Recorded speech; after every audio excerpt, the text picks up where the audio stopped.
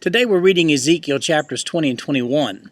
Now let's set the stage for Ezekiel chapter 20 here. Since Ezekiel tells us that these prophecies were given in July-August time frame of 591 BC, let's take a look at what we know about this time period. It'll provide a little bit of perspective for this prophecy.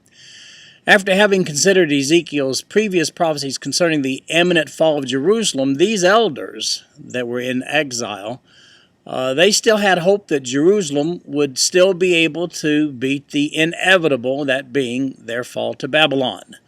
So with that being established, here the elders of the exiled Jews request an audience with Ezekiel to get an idea of what to expect now. And that's what we see in chapter 20. So Ezekiel starts out with, let's face it, Israel's had a big, long history of rebellion. And once again, we get that big old list of rebel activities of the ancient fathers of Israel.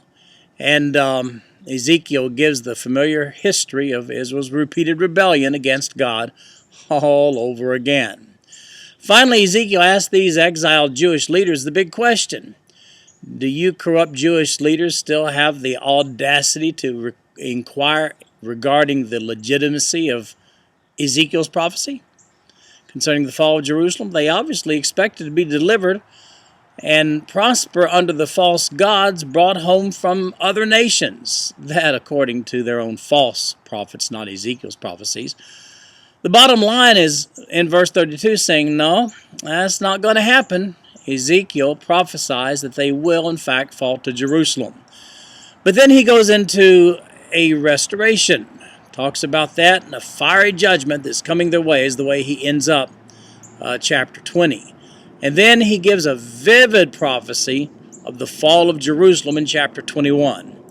Well, no good news from Ezekiel this day. He's just got to tell them what God told him to say. That's today's reading, and we'll see you tomorrow.